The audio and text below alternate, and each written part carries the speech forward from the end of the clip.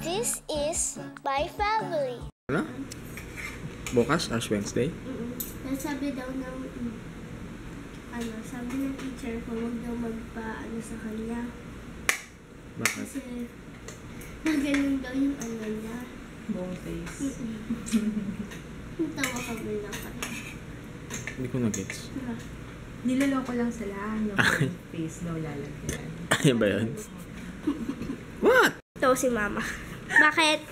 Ano sinabi mo? Ano pa ang ice cream? Melanoma ba? Alam mo kung ano yung melanoma? Skin cancer yun. Melona. Melona. Wala yung bad trip ko sa'yo. Wow, buddy. Yung gabi pa akong bad trip sa'yo. I'm not in the mood to do anything. Kahit yung Walking Dead, tinatamad na nga panoorin eh. Kaso, nag-aabang na tong dalawang to. Sige na, watch na tayo. It's okay. Sige na. Pa, busy pa sa Facebook? Bili ako ng pang grocery. Medyo gabi na. May tutulog si mama eh. Kaya bibili daw kami ng pakbet. And samahan niyo ako. Okay? Ito na yung mga nabili ko. Hirapan ako magawa. Ito na na-vlog. Hindi ko lang na-vlog na hirap magawa. Ayan. Ayun pala, melona nga. Yan pala yun. 47.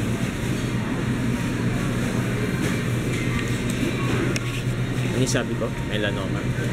Melona pala.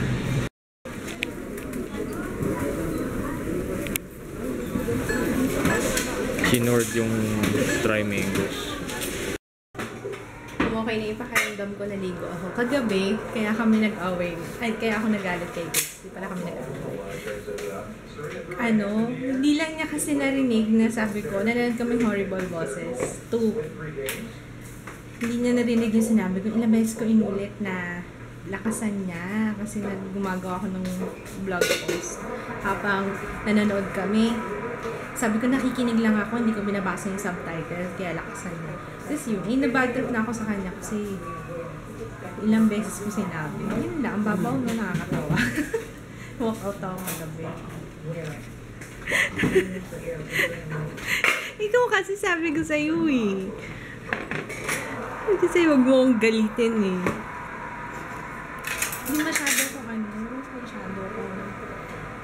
basta, anyway. Jay, halika na, kain na tayo. Kain kami ulit. Tapos manandyan na tayo. Tapusin na natin. Yung pinapanood natin kagabi. Good morning! Kahapon di ako masyado nag-vlog. Pasensya na kayo. Kasi masama yung pakiramdam ko. Para akong tinatrangkaso. Pero hindi naman ako mainit. Chinek ko yung temperature ko eh. Kaya yun, maaga akong gising ngayon. Siguro mga 3 AM pa lang. Gising na ako.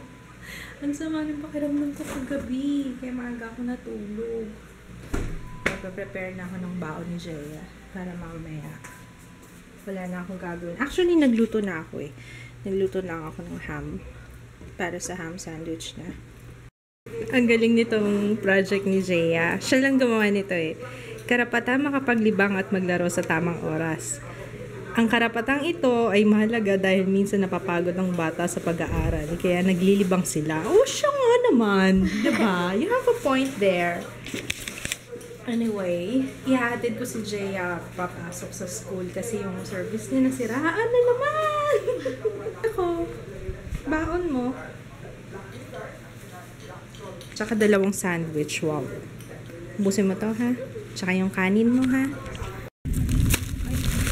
Bumili ako ng noodles para sa aming Jaya. Yan, offering ba ito na? Kasi diba Ash Wednesday ngayon. Eh wala kaming stock na delata sa bahay. Tsaka noodles. Nagulat ako. Nakita ko sa salamin ng elevator. Sabi ko, ang laki na ng balakang ko. Yung paikot dito sa puson. Sabi ko, ang laki ko na.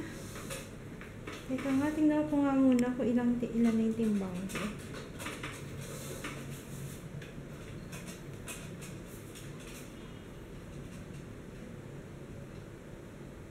60. May aksidente pa nga kanina. Muntik lang. Ano, pedicab. Beating the red light. Beating the red light siya. Eh, syempre go na. Alam mo naman mga jeep, nagmamadali rin kapag go na. Umano pa siya, sumingit pa siya. Natakot ko. Bali ko siya lang yung nakasakay. May pasahero siya na bata. Service siguro yun. Tapos, babae yung nagda-drive or nagpapadjack ng pedicab. Yun, sabi ko nga, kawawa naman yung bata. Diyos ko, yung sa kaanuhan ng driver. Ayan, alam niyo ba, bumili ako sa 7-Eleven. Bumili ako ng mi goreng. Kakain ako isa lang.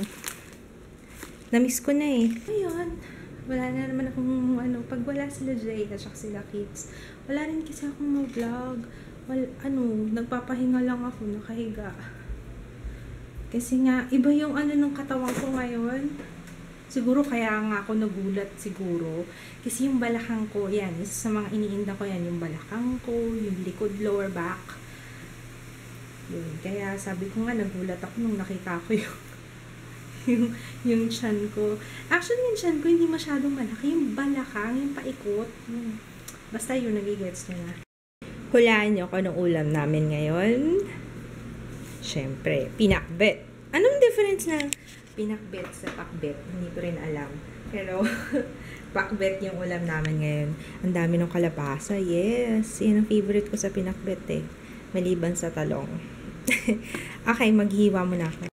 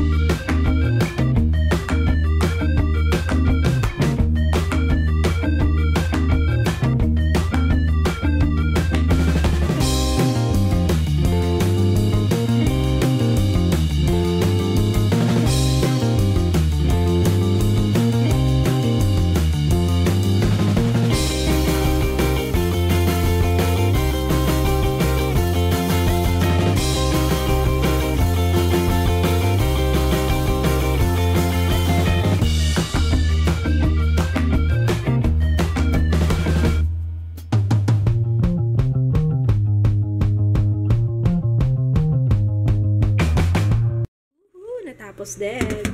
Ang bango! Sa pinakbet, gusto ko yung ibang kalabasa. Buti na nga lang malaki yung binili ni Kits eh. Gusto ko kasi yung iba, dinudurog ko kaya malapot yung sabaw. Kaya yun. Tapos nag-iiwan lang ako ng iba na chunks. I'm so hungry. What's happening? Si Jaya nanonood na naman ng The Happening for the 4th time. Yata. Anyway, magkakain na kami. Ito yung niluto kong pinakbet. Let's eat, Jaya! How does it taste? Sarap, diba? Very good. Kumakain ng gulay yung anak ko. Good job. Sige nga. Show off nga. Show off. Kain niya ng okra, oh. It's so yummy in my tummy. Yummy.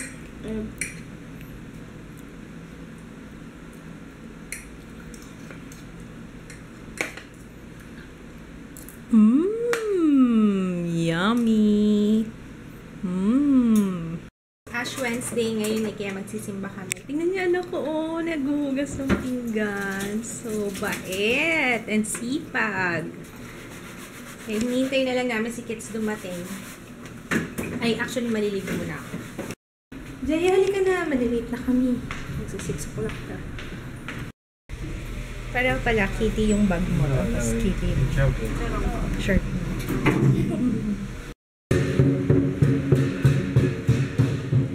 Ay, sorry. pinag-uusapan yung kill switch sa balita, sa cellphone. Sana sa mga asawa may ganyan din, no? Kill switch. Hindi na napapakinabangan ng iba. Pag inagaw yung asawa mo, no? May kill switch din.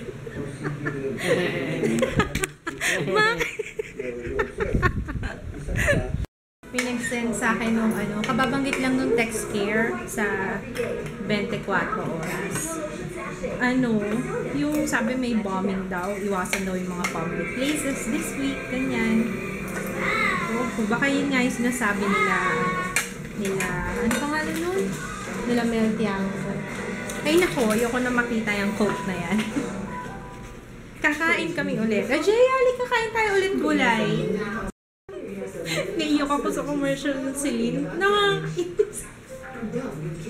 Sayang, Jay, hindi mo napanood. Totoo kaya yung balita?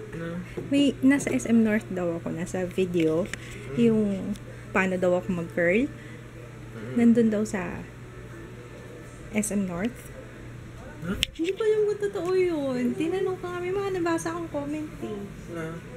Nasa SM North daw ako yung video ko. Paano mag-curl. Nakakatuwa naman. Sana totoo. Ewan ko kung totoo yung balita, ha? Yeah. Ano yung sinasenya-senya sa mukha ko? Kulang na lang, galing mo akong...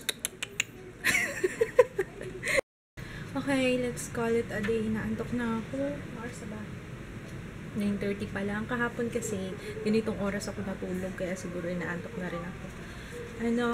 Na-upload ko na yung video na Shawil eyeshadow palette review. Ilalagay ko yung link sa baba, pati yung blog post if you wanna check it out. Mas maganda kasi makita yung swatches sa sa blog, sa picture. Kaya yun, ano pa ba? That's it. See you tomorrow. Sana matuloy yung check up ko bukas. Excited talaga ako doon. Walang pasok yung mag-ama ko. Si Jaya walang pasok. Tsaka si kids. Oo nga pala, Kong Hei Wat Chai. Hindi ko alam kung tama yung pronunciation ko. Happy Chinese New Year. Good night! See you tomorrow. Bye! So, hindi na umabot. Napanis na yung kanin. Gagawin ko na talaga yung sinabi ni Maraki. Hi Maraki! Sabi niya, pakuluan ko daw ng... pakuluan ko daw muna yung